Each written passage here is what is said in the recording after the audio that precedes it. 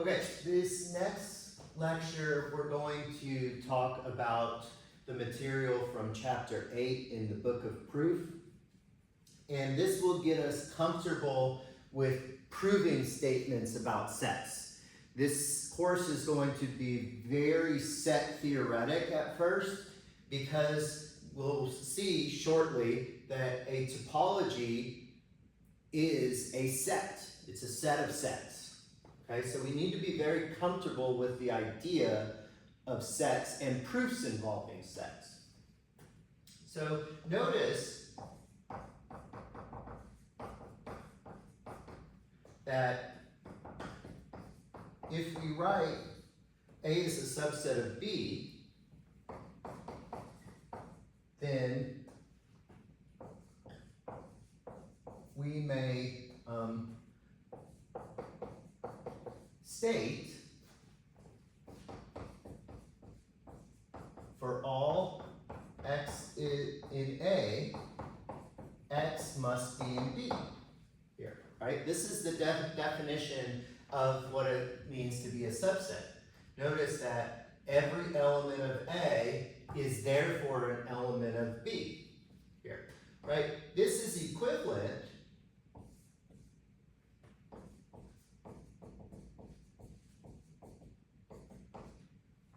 to the following conditional statement. If A is in A, then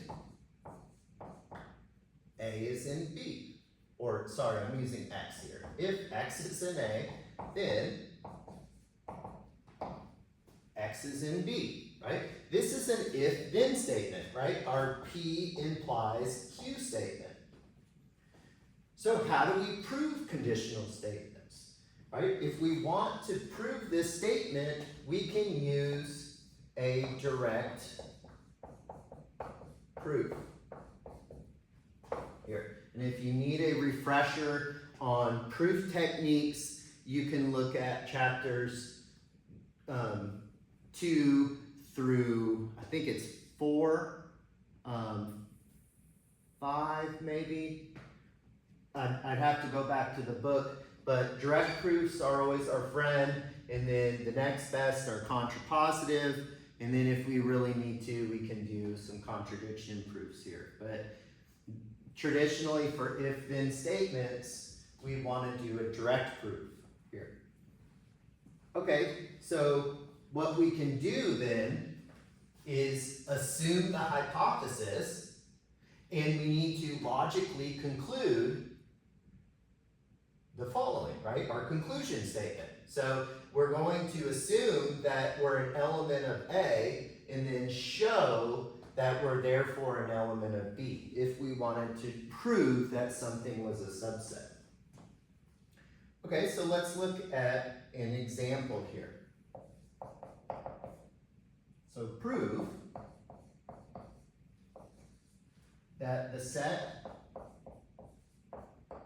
X is in Z such that 18 divides X is a subset of the set X is in Z such that 6 divides X. Okay, so to do so, remember,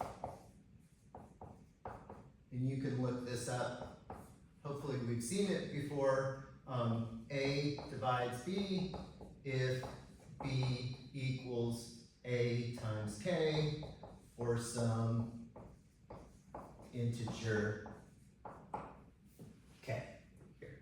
So it goes this way. So we can write, so what happens is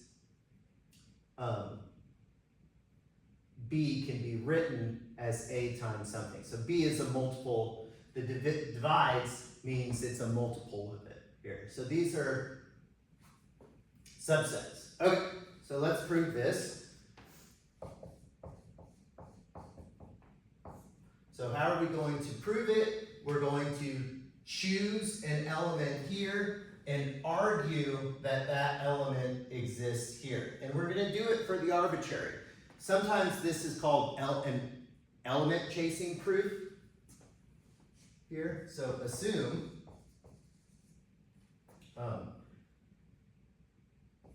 we'll call it A. A is an element of this set, just so we don't get X's confused.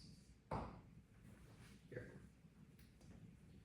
Okay, so then what does that tell us? Well, it has to be an integer because we're in that set, and 18 must divide it, right? Because it has to follow this restriction if we're an element of that set.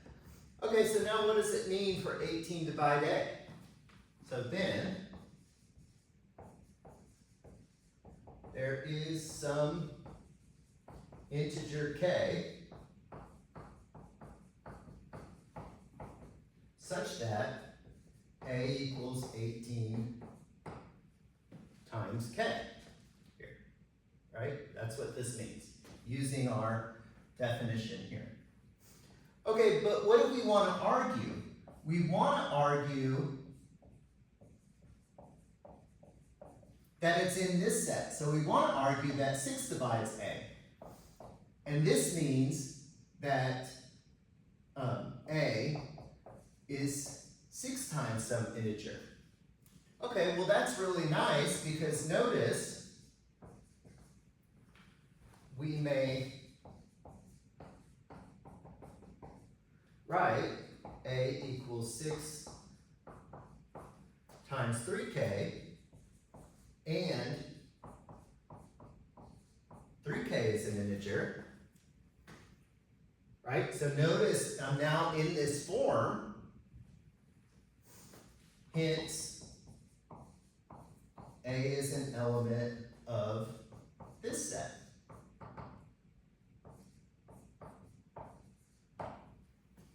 So we picked an arbitrary element in the first set,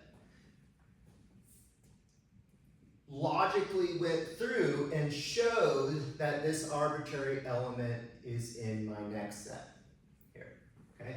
So this is our basic idea of proving statements with sets.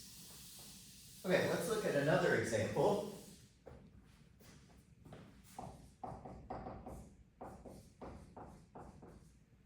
Prove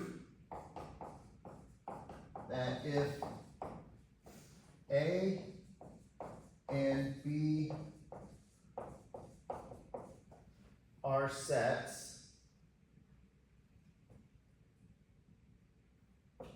then the power set of A union the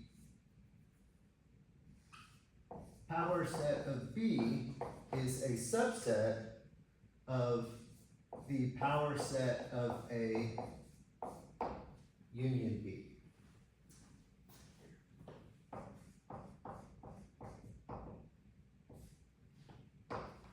Okay, so how are we going to do this? So I'm going to assume my hypothesis. So here's my hypothesis, right? It's after the if.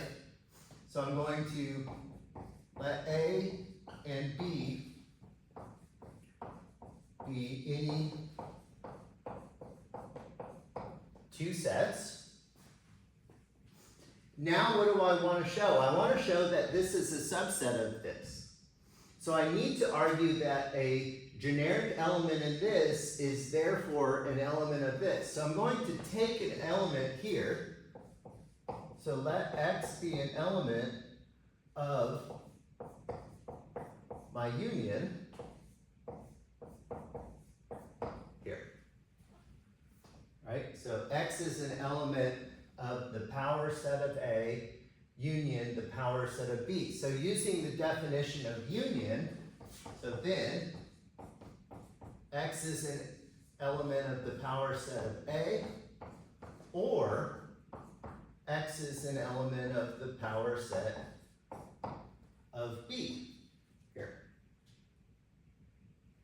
Now, I want to pause here because there's a mistake in this.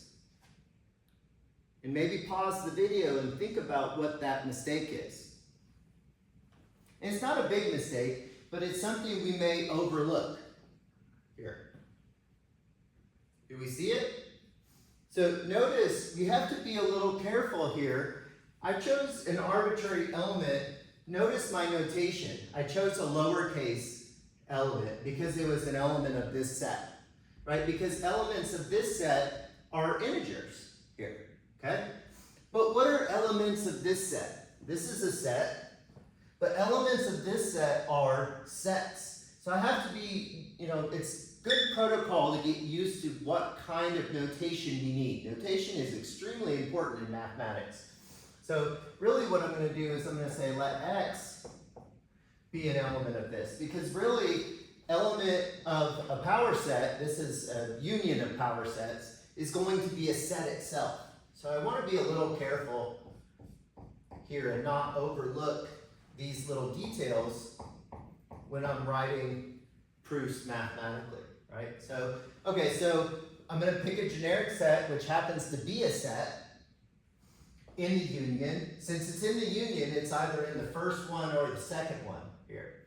Now, what am I trying to argue? I'm trying to argue that it's in the power set of the union here. And how can I do that? So maybe pause the video and think about this.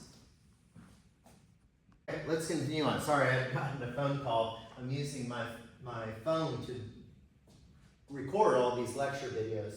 Now I've gotten a phone call. So now that we've paused the video and thought about it, how can we do this? So notice this is an or statement.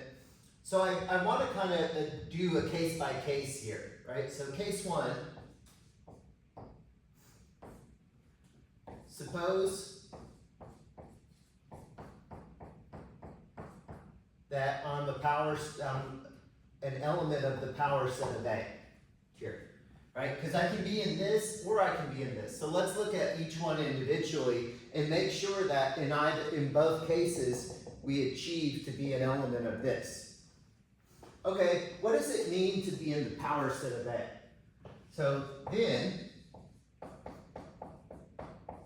X is a subset of A. Remember that the power set of a set is the set of all subsets, right? So if this is an element in here, then this must be a subset of the set here. But A is a subset of A union B, so X is a subset of A union B.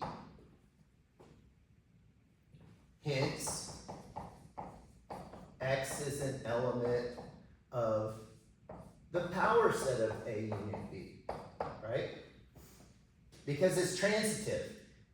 This is a subset of this, and this is a subset of that, so this is a subset of that, and by definition, since I'm a subset, I'm in the power set. Case 2 is very similar. We can suppose X is an element of the power set of B.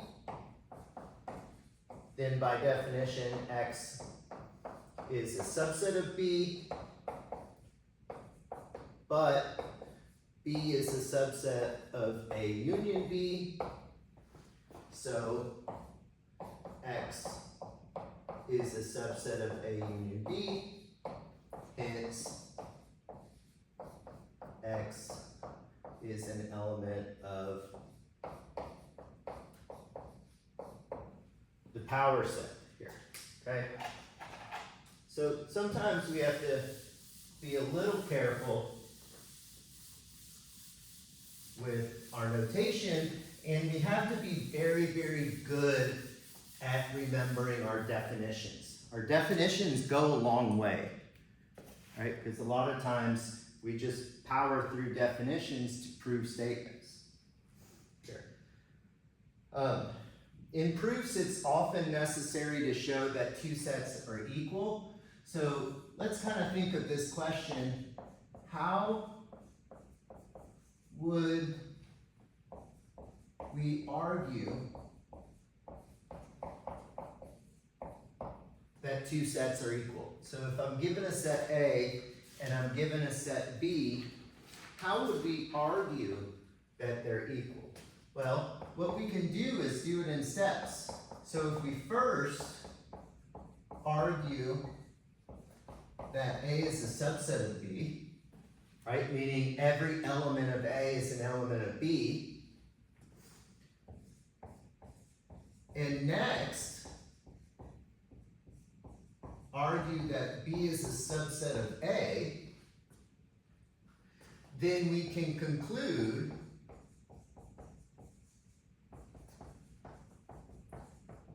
that since A is a subset of B and B is a subset of A,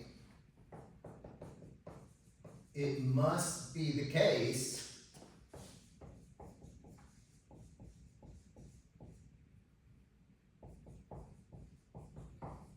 that they're equal, right? If all of these elements are in here and all of these elements are in here, then there's no outside elements. They have to have the same exact overlap, meaning that they're the exact same set. And this is a traditional way we prove equality of sets. So we just do our subset proof, right? So what we would do is here, we pick an arbitrary element and show it's in here. And then our next step would be pick an arbitrary element here and show it's here. And then we would say, since 1 and 2 happened, we must have set equality here. Okay? And then this book lists a lot of facts here. I'm not going to write them, but just to kind of list a couple of them that are sometimes useful here, and we can prove these if we want. And my pen's kind of fading here.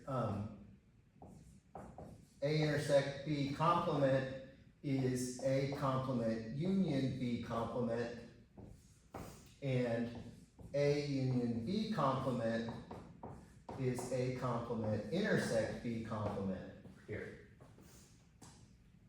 Right, and these come from, these are De Morgan's laws for sets. Remember that we have De Morgan's laws for logic. If we negate P and Q, then we're logically equivalent to not P or not Q, right? So the and turns into an or statement, which is exactly what we're doing here. And turns into an or statement. And if we negate the or statement, then we're logically equivalent to the and statement. So we use these two ideas to prove these two. And there's a handful of others you can look in this chapter talking about distributive laws for sets and using intersect and union and the Cartesian product here.